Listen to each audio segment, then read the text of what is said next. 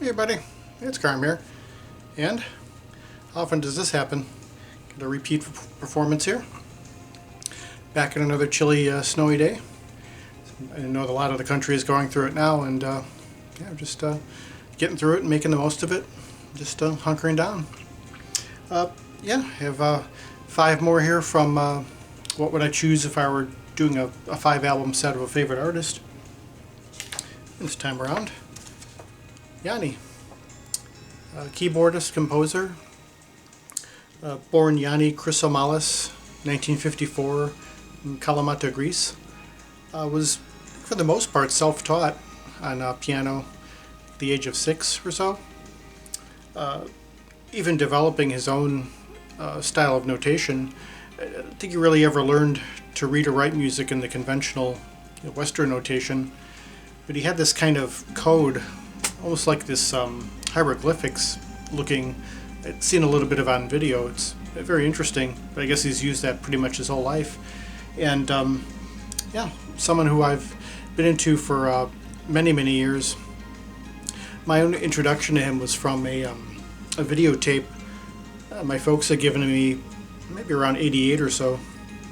It was of the Chicago Bulls, kind of a retrospective of their 1987-88 season. A lot of highlights and everything. Real nice documentary, and a lot of his music was used for that. And right away it struck me, being that it was all instrumental, keyboard based. It was what I was about to get into eventually within another year or so. So maybe kind of planted the seeds for that sort of thing. You want to call it contemporary instrumental. It had a certain positive, upbeat quality that just drew me in too.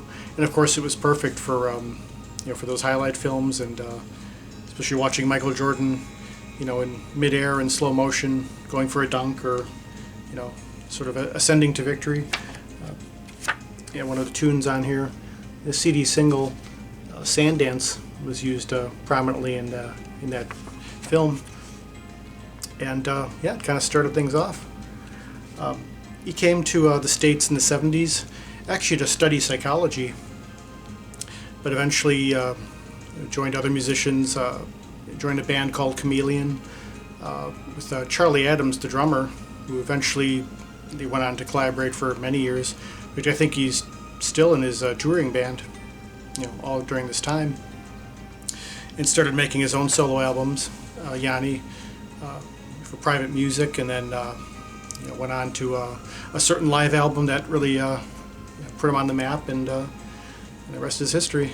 But yeah, I'll start right in with his very first solo album, Optimistique. Originally recorded in 1980, came out in '84 on Varese Saraband, I think, and this is the reissue from 1989. You could kind of hear seeds of where he was to eventually go to. If you know his style, it's it's kind of very romantic, maybe in some ways like neoclassical in a way, with you could hear hints of like progressive rock, a little bit of different music from around the world, of course his own native Greece, and you could hear it on here with some of the voicings. That's mostly him on keyboards with some drumming and some the bass player, a couple bass players. It kind of has that I should say kind of an arena rock sound. I forget there's a term for that. So you could kind of hear of that time of the late 80s, late 70s, early 80s. But also pieces like Strings in Twilight. You could hear a little bit more of his melodic approach. Again, kind of a blending of that kind of rock and his own more romantic style. Although it's a little more muted here. He's not quite as I guess you might want to say effusive as The Years to Come, but or a piece like The Chase is very much that kind of almost like a soundtrack to an action film. Of that time, very upbeat, and also, very analog, the synthesizers at the time, being in 1980.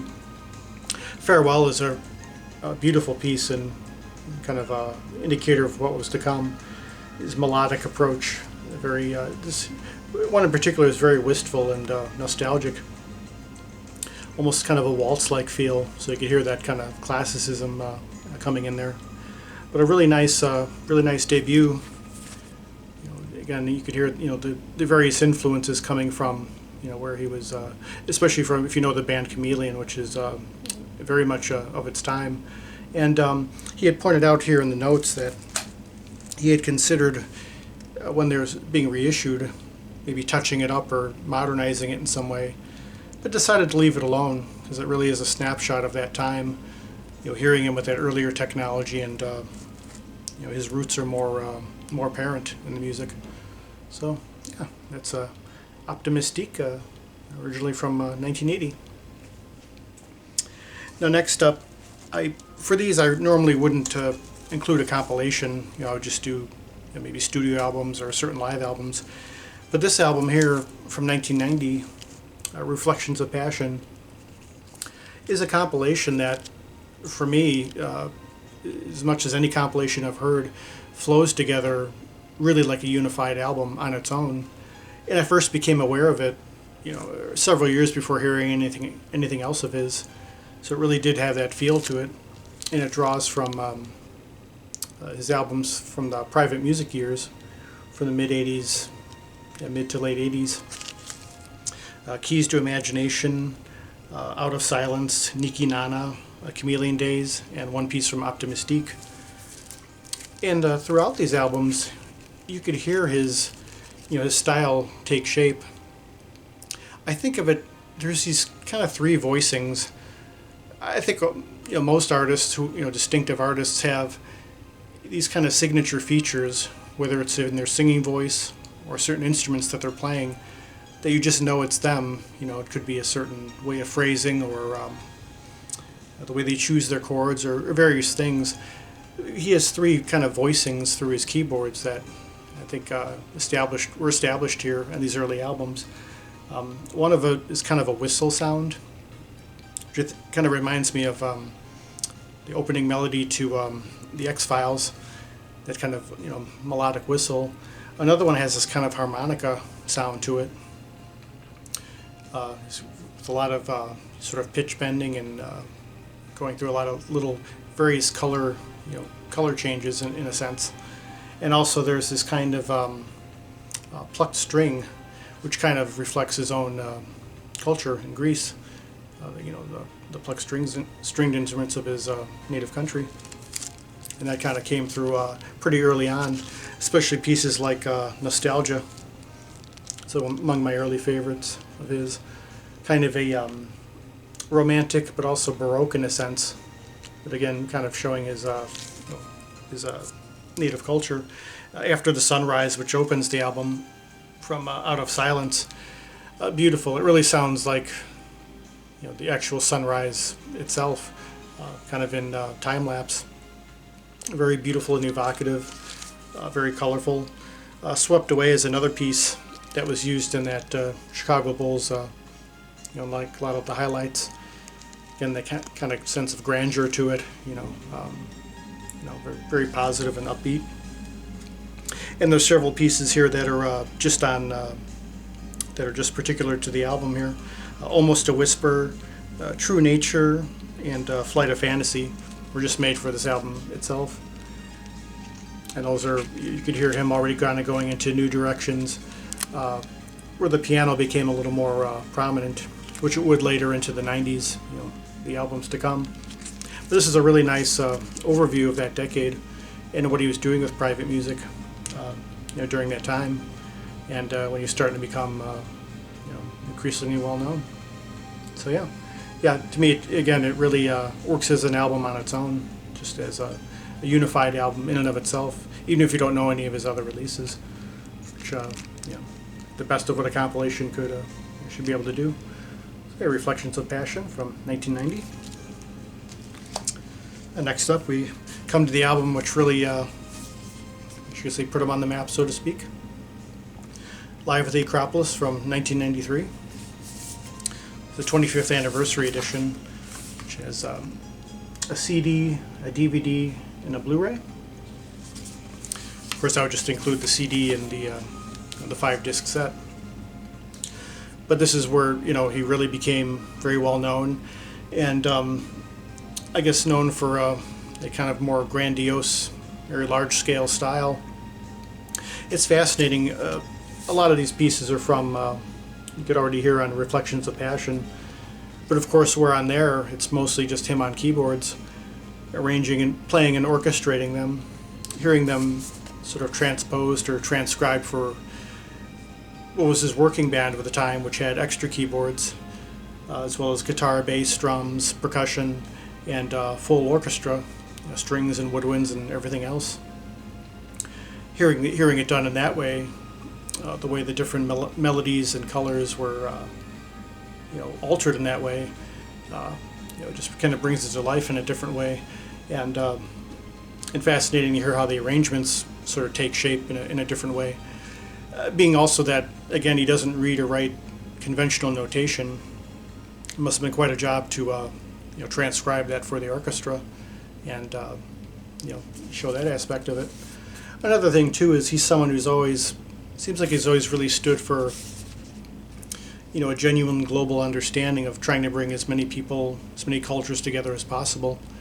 Kind of one one music of everyone together.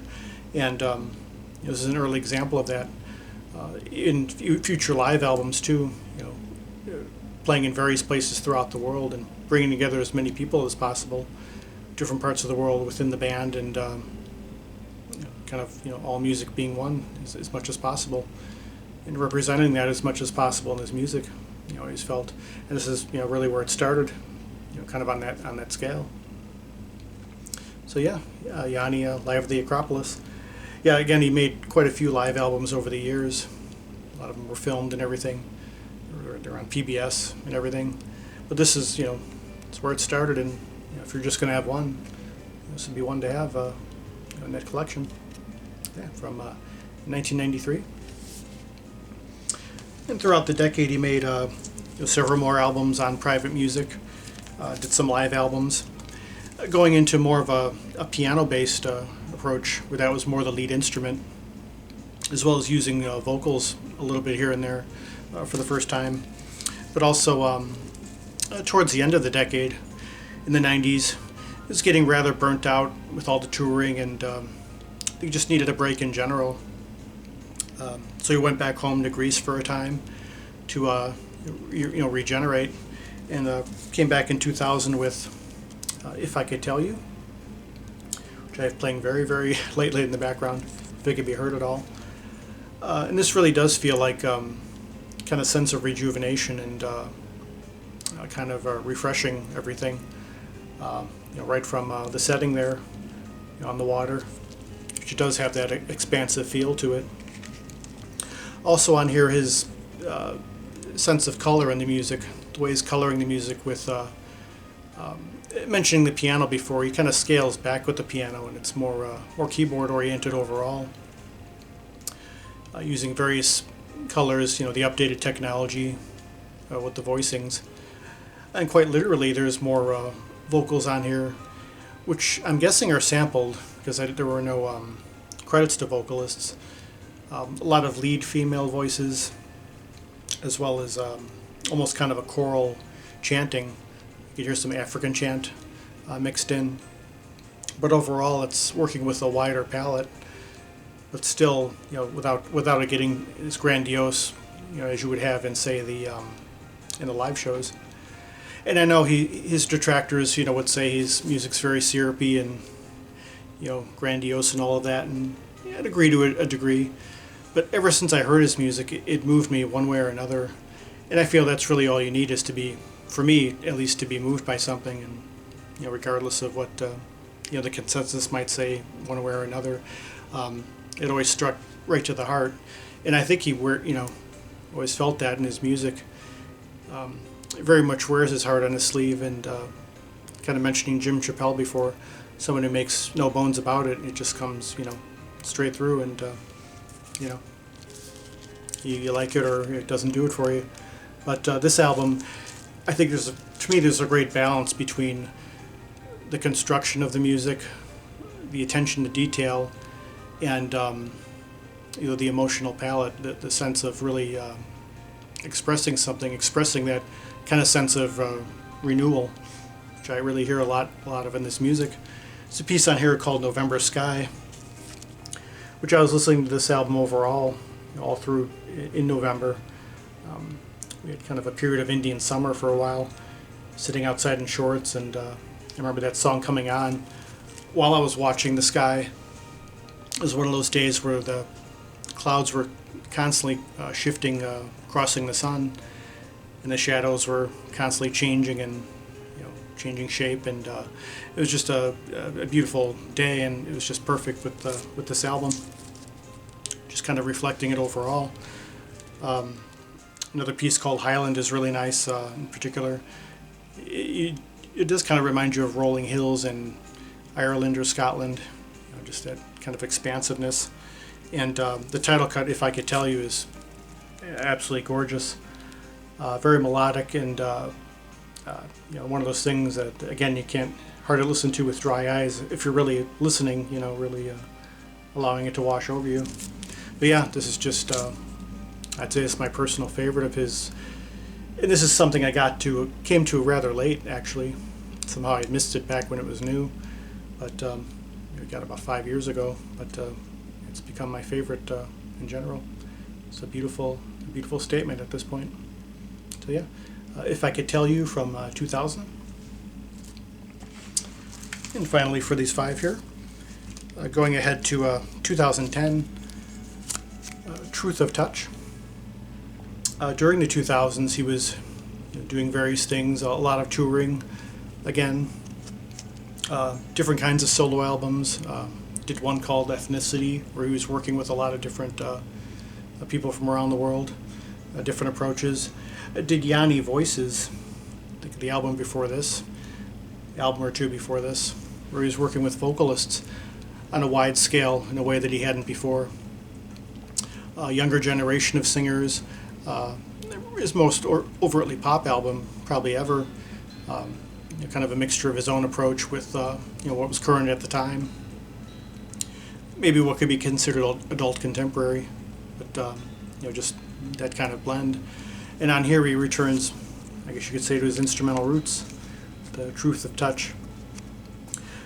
From everything I've heard of his, probably the most stripped back album I've ever heard him do, where he just kind of takes it, strips away all the excess right down to the essentials, the bare bones of making music in the studio with just, sounds like a few synthesizers and some electronic percussion. Almost really even stripping back the romanticism in a sense. It's there, but just almost like he's kind of starting over in a sense. He also had a co-producer named Rick Wake, who I think was probably aiding in that, maybe telling him, why don't you use a fewer voicings on that or this, maybe, perhaps. It is an interesting approach overall. It's much more rhythmically based than he had done in quite a while. And I'm just thinking of it upon revisiting all of these. It really kind of harks back to Optimistique, his first album, where it's mainly just keyboards and rhythm, percussion, drums and percussion, but in a different way. It doesn't sound like that album, but it's almost like he's returning to that in a sense. Kind of full circle, but still, again, kind of stripping things down. It almost has kind of a, it almost borders on techno without really, kind of like he's flirting with it from a distance, just trying it out, but not so much that it would sound, like he's pasting it on or trying to wear hipper threads for the sake of it, sort of thing. He makes it work, but I think also having there's also a co-composer on a couple of them on this album, but there's one by the name of Miklos Melik, who co-composes on several pieces, so maybe that's part of it too. So adding another compositional voice in there, which I don't think he had done much of previously, and that adds another flavor to it. So overall, it's very enjoyable for that. Just hearing him a little more, maybe subdued in a sense, in that regard. The first half of the album is mostly instrumental, and the second half adds some of the vocalists from the previous album, harking kind of a mixture of the two.